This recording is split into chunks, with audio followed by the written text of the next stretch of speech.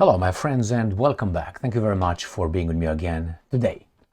Well, I have two subjects for this video, but I think they fall under the same umbrella, which is countries on this planet.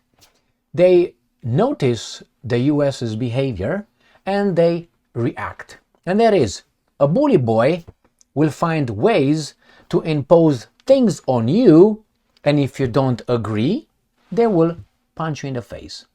In this case, we have North Korea. North Korea watched and understood exactly what's going on in Iran with the Israeli strike on Iran. Therefore, the negotiations fell, the so-called negotiations, and Mr. Kim Jong-un doesn't want to talk to Trump. Trump sent Kim Jong-un a letter just to open dialogue. And Kim Jong-un said, yeah, look where the dialogue got the Iranians to. That's the first topic. The second topic, I will show you how some people in the United States of America shape our opinion. That's the way they want us to think about events. In this case, the Israelis' attack on Iran with the support of the big bully boy. So, we have this gentleman, I don't know if he's a gentleman, he's a man. His name is Michael Rubin. I will show you who Mr. Michael Rubin is. He writes for a beautiful media outlet called Newsweek, National Security Journal. National Security Journal. And he says this: if Iran falls, America, which is you and I, must hunt down those who killed its troops. So he starts the narrative: when or if Iran falls, this is what America has to do with those guys who defended themselves against the bully boy. He tells us, this Michael Rubin, he tells us what we should do if we are attacked. We are the victims in the Iran-Israel garbage. And before I do that, I will familiarize some of you, or not only familiarize, some of you might not know anything. Some people, I just do a little refresher here about the emperor's new clothes. Right? That was a story written by Andersen, a Danish writer, a long time ago. And why am I doing that? I will show you the story. I will just have a short summary about it, so you understand what we're supposed to do when we look at Israel and Iran and the United States of America, or United States of America and Russia in Ukraine. We're supposed to not see reality. We're supposed to see what Mr. Rubin tells us that we should see. And if some of us tell the truth the way it is, we will be called ists, phobes, anti, and all that, in an attempt to silence us. That's the way it is. Why? We're human beings, right? All right, let's start with the emperor's new clothes. Right here. The emperor's new clothes. The emperor's new clothes is a literary folk tale written by the Danish author Hans Christian Andersen about a vain emperor who gets exposed before his subjects. So, what happened? So, we have a vain emperor who wants to have the best clothes ever. Nobody could have clothes as he has. So, we have two guys, if I remember correctly, and they say, you know what? Tailors, we're gonna make it for you. And he said, okay, the best ones. So these guys are pretending they're working, but they're not building, they're not tailoring, they're not putting together any clothes. It's like I do it right now. And when the emperor says, where are my clothes? These guys say, right here, emperor, are the greatest. Now, the emperor doesn't want to be called a fool. Like what? Am I not seeing? I'm not seeing this? And then if he asks his subjects, they say, yes, they're fantastic. Why? Because this garbage of his servants, they play into the emperor's mirage. Because they're cowards, because other reasons, they will be decapitated, I don't know. The same in our society. The court gestures will not cross the king, in this case the emperor. So the emperor pretends that he sees the clothes. There are no clothes. And he pretends that he tries them on, and their feet and so on, and then he goes out for a procession with the new clothes. There are no new clothes. So the emperor is naked with the invisible clothes. And he walks the procession, and everybody plays the role of he's naked, but we're not going to say it. These guys attack, those guys commit war crimes, we're not going to say it. Maybe someone with more courage will say it, or some crazy guy, or a child. And that's exactly what happens. A child in the crowd says, the obvious, the emperor has no clothes. Everybody's like, ha ha ha, because the child dare not to play the conventional, weasel way of lying. The reality that was told to them. No, you're not going to say that. There are consequences. That's why they kept quiet. The child did not have those constraints. He was not trained yet. And the child calls things as they are. Or an adult will be courageous, or, maybe not looking at the consequences in the right way. So the same here.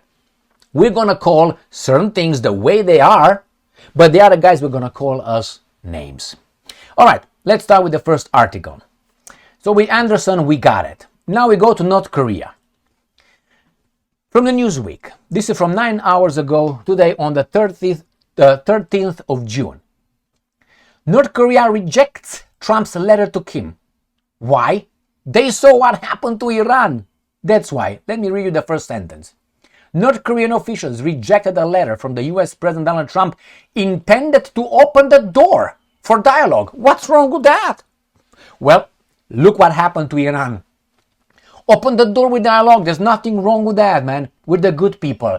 With North Korean Supreme Leader Kim Jong-un, aka Woodchuck, according to the North Korean focused analyst site. So, why would they don't want to get involved in the dialogue?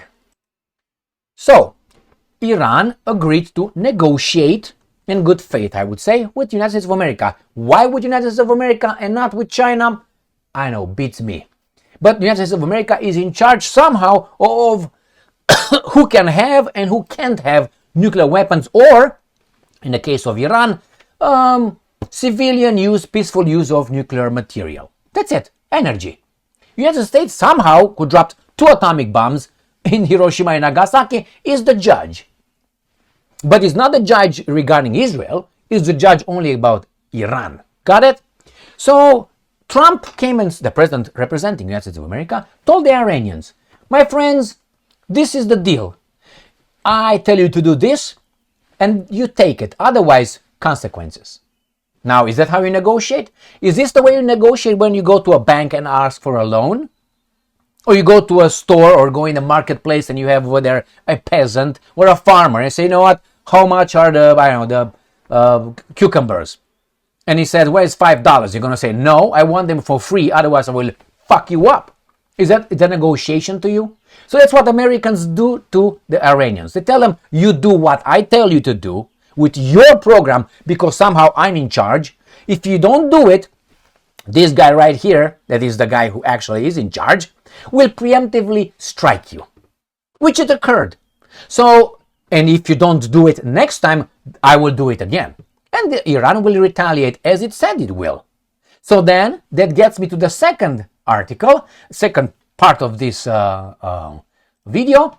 If Iran falls, America must hunt down those who killed its troops, says Michael Rubin. I can only imagine who Michael Rubin is and what allegiance he has. But before we go that, we go to Kim Jong-un again. So this guy knows that the US negotiations are like this. I want you to give me your car for free. Let's negotiate. How much you ask for it? I ask, $30,000. No, I give you zero money, or I give you $1. And we negotiate. But if you don't agree with my offer, which is $1 versus yours, let's say $50,000, I will punch you in the face. So that's how the negotiation. Now, to open the door for dialogue is this. Let me put the foot in the door. And Kim Jong-un is not an imbecile. And he said, no, my boy. See Iran? That happened in Ukraine as well. Exactly the same. The Russians wanted to talk, and we didn't. Again, and what happened? Let them come in. So again, people are afraid to tell the truth as they see it. Let me show you the article. These are the people who shape our American opinions. People like Mr. Michael Rubin, who I suspect has an interest. All right? So if Iran falls, this guy already thinks ahead. America must hunt down those who killed its troops. So he says, the Iranians are going to strike back. They're going to probably kill some American troops who will get involved in defending and protecting Israel. Got it? And during this scuffle, if Iran falls, then we have to take care of those guys who defended their country. In the name of, you guessed it, the country of blah, blah, blah. Now, who is this guy? Because he shapes opinion. He makes this title as if must. He decides that America must. Who is Michael Rubin? This guy. You see him? Michael Rubin, right there. He is fantastic, my friends. He's fantastic. I mean, look at the face, look at the name, and you understand. All right, bio. All right, he's a senior fellow at the American Enterprise Institute. Oh my God, he's an analyst, where he specializes in Iran, Turkey, and broader Middle East. He has, right here, Dr. Rubin, a former Pentagon official. You got it? Dr. Rubin has lived in post-revolution Iran, Yemen, and both pre-pop. So he knows, my friends, he knows this Rubin. All right? I don't think he's Iranian, and I don't think he is Yemeni. All right, so this is the guy, and this is from AEI, American Enterprise Institute.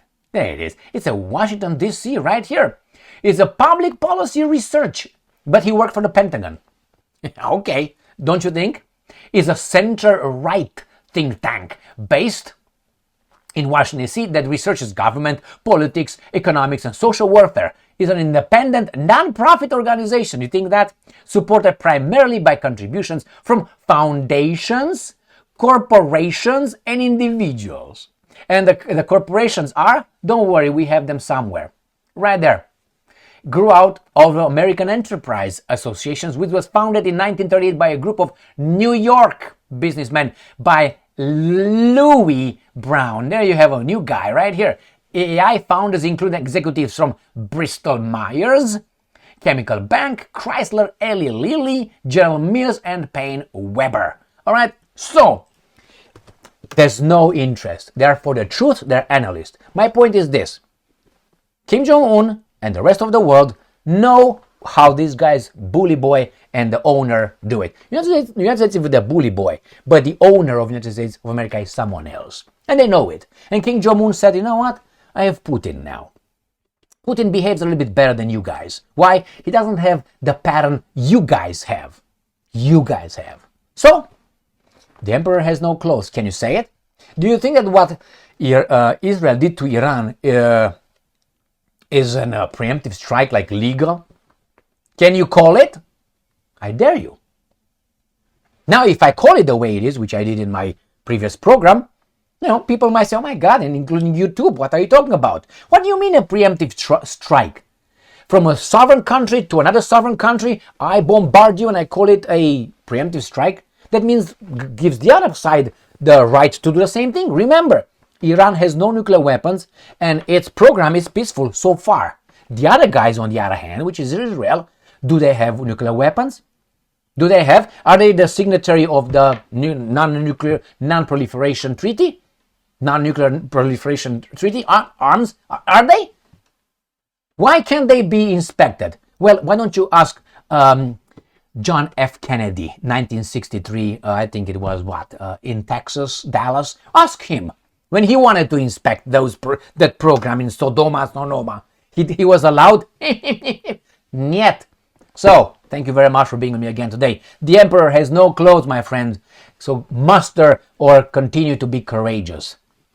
Otherwise, these guys will have Michael Rubin telling you that if Iran falls, regime change, that is, America must punish the guys who killed our troops. Why did they kill our troops? What are we doing over there? In whose name? Not in the name of the right, of the good. No. But you can't say it. Thank you very much for being with me again today. Stay strong, stay smart, look for the truth, and be just.